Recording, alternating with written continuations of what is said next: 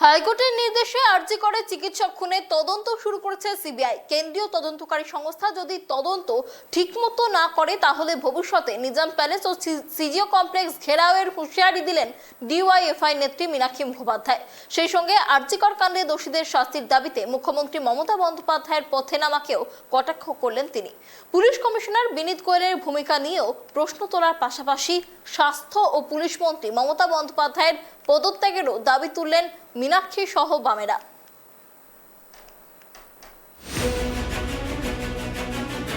হাইকোর্টের নির্দেশে আরজি করে চিকিৎসক খুনের তদন্ত শুরু করেছে সিবিআই। এক্ষেত্রে কেন্দ্রীয় তদন্তকারী সংস্থার উপর আস্থা রাখলেও পুরোপুরি ভরসা রাখতে নারাজ বামেরা।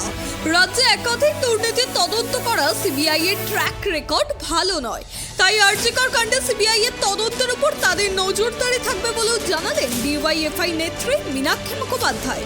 তদন্তে অগ্রগতি আশানুরূপ না হলে ভবিষ্যতে নিজাম প্যালেস ও সিজিও কমপ্লেক্সে ঘেরাওয়ের হুঁশিয়ারিও দিলেন যুব নেত্রী। সিবিআই পাবলিক সার্ভেন্ট, সিবিআই তদন্তকারী সংস্থা, সিবিআই স্বাধীন। সিবিআইকে তৈরি করা হয়েছিল দুর্নীতিকে রোখার জন্যে, সিবিআইকে তৈরি করা হয়েছিল অপরাধীদেরকে শাস্তি দেওয়া, তদন্ত দ্রুততার সাথে করা এবং এই ধরনের ঘটনা যাতে ফিরে না ঘটে তার জন্য সিবিআই। পশ্চিমবঙ্গের ক্ষেত্রে সিবিআইয়ের ট্র্যাক রেকর্ড ভালো নেই, আমরা আস্থা রাখতে চাইছি এবং আপনার কাজকে স্মরণ করিয়ে দিতে চাইছি। আমরা স্বাগত জানাচ্ছি যে কোর্টের মনিটরিংয়ে সিবিআই। কলকাতা পুলিশ কমিশনার বিনীত গোয়েলের ভূমিকা নিয়েও এদিন প্রশ্ন তুলেছেন বামেরা। কামদুনির ঘটনায় ব্যর্থ পুলিশ কমিশনারের উপরেই রাজ্য আবারও কেন ভরসা রাখলো তা নিয়ে প্রশ্ন তুললেন মীনাক্ষীরা। কমিশনার দায়িত্বে আছেন, তিনি কামদুনিতেও দায়িত্ব ছিলেন। কামদুনির ক্ষেত্রে আমরা দেখেছি কিভাবে গোটা রাজ্য জুড়ে ঝড় উঠেছিল, কিন্তু যারা দুষ্কৃতী তাদের শাস্তি সেই জায়গাতে বা তাদের বিরুদ্ধে পদক্ষেপ সেই জায়গাতে গেল না যে আমরা আরজিকরকে আটকাতে পারলাম। মহামান্য হাইকোর্ট পর্যন্ত অসন্তোষ প্রকাশ করছেন। তাহলে আপনি পারছেন না, আপনি কেন থাকবেন এই কাজে? পুলিশ মন্ত্রী কেন বারবার একজন যিনি পারছেন না অপদার্থ, যিনি পারছেন না কোনো শেষ সমাধান কুলকিনারা করতে, কেন তাকেই বারবার দায়িত্ব দিচ্ছেন? কেন? তাহলে কি কামদুনি থেকে আরজিকর লিঙ্ক? আরজিকর কাণ্ডে দোষীদের শাস্তির দাবিতে মুখ্যমন্ত্রী মমতা বন্দ্যোপাধ্যায় বিকালে মৌলালি থেকে ধর্মতলা পর্যন্ত মিছিল করলেন। শুক্রবার এই নিয়েও মমতা বন্দ্যোপাধ্যায়কে কটাক্ষ করতে ছাড়লেন না মীনাক্ষী। যার আইন রক্ষা করার কথা, দোষীদের শাস্তি দেওয়ার কথা, তিনি দোষীদেরই শাস্তির দাবিতে পথে নামেন তখন বুঝতে হয় তিনি ব্যর্থ, এমনই মত মীনাক্ষীর। তাই পুলিশ এবং স্বাস্থ্যমন্ত্রীর পদ থেকে ইস্তফা দিয়ে মমতা বন্দ্যোপাধ্যায়কে ছবি আঁকার পরামর্শ দিলেন যুবনেত্রী। গোটা রাজ্যের মানুষ তো ওনাকে দায়িত্ব দিয়েছিলেন, যার বিচার করার কথা তিনি বিচার চাইছেন, তার বিচার ব্যবস্থা ফেল। যার বিচার করার কথা, যার নিরাপত্তা দেবার কথা, যার শাসন পরিচালনার কথা, যার অপশাসন রুখে দেবার কথা, যার মার্ডার রেপ রুখে দেবার কথা, সেই যখন এই সমস্ত কিছুর বিরুদ্ধে রাস্তায় নামছে, তার তিনি স্বীকারই করে নিলেন যে আমি ফেল যখন করেছেন তখন ছবি তুমি আঁকতে পারেন, আঁকুন না। কেন স্বাস্থ্যমন্ত্রী, পুলিশ মন্ত্রীর মতন এত গুরুত্বপূর্ণ দায়িত্ব নিজের হাতে রেখেছেন? Take rest. তৃণমূলের ভালো লোক, গুরুত্বপূর্ণ লোক, দায়িত্ববান লোক দিলেই তো মুশকিল। তো জেলে চলে গেছে দায়িত্ব পালন করবে। শুক্রবার কলকাতা হাইকোর্টের প্রধান বিচারপতি ডিভিশন বেঞ্চ 14 তারিখ মধ্যরাতে আরজিকর হাসপাতালে ভাঙচুরের ঘটনা নিয়ে পুলিশের ভূমিকা ও দক্ষতা নিয়ে রীতিমতো ক্ষোভ প্রকাশ করেছে।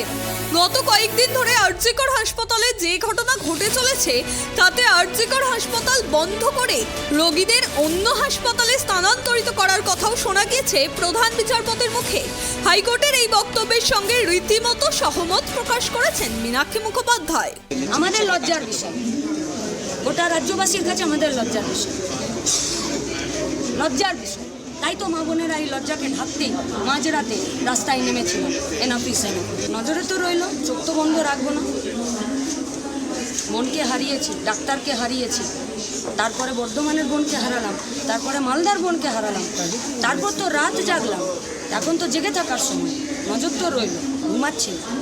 আজকে রাজ্যের মানুষের পুষ্টি, দেশের পোষণ, পুষ্টি, খাবার, ট্রিটমেন্ট, পরিবেশ দূষণের যা অবস্থা, তাতে ঠিকই বলেছেন হাইকোর্ট যে আরও অনেক বেশি হসপিটাল প্রয়োজন, আরও অনেক বেশি ডাক্তার, নার্স, মেডিকেল স্টাফ, এই কাজের সাথে যুক্ত প্রচুর মানুষের দরকার।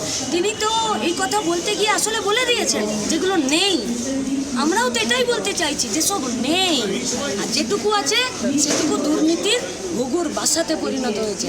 আর জি কর দুর্নীতির আতুর ঘর। হাইকোর্ট তো আমরা যে কথা বলছি, আমরা তো আবার বলছি দোষী নয়, দোষীদের মানে এটা। কিন্তু আমরা আবারও বলবো যে রাজ্যের প্রান্তিক গরিব খেটে খাওয়া মেহনতি মানুষ 2 টাকার টিকিট কেটে বামেদের সময় তৈরি হওয়া এই সিস্টেমে একটা ট্রিটমেন্ট নিতে আসেন, একটু ব্লাড নিতে আসেন, একটু ডাক্তারবাবুর কাছে পরামর্শ নিতে আসেন, একটু চিকিৎসা পেতে আসেন, একটু সহানুভূতিশীল হন। রাজ্যের বিচারপতি যখন এই মন্তব্য করেছেন, ফলত মানুষের এই রোগী পরিষেবার প্রতি বিচারপতি থেকে ডাক্তারবাবু এবং আমরা সবাই আরও আমাদেরকে সহানুভূতিশীল। আরজিকর ইস্যুটাকে হাতিয়ার করে ভবিষ্যতের রাজ্য সিবিআই এর বিরুদ্ধে আরও বড় আন্দোলনে নামার পরিকল্পনা যে বামেরা করছে তা মীনাক্ষী মুখোপাধ্যায়ের কথাতেই পরিষ্কার। ক্যামেরায় স্বপন রায়ের সঙ্গে রিমিক মাঝির report, tribe TV Bangla, Kolkata.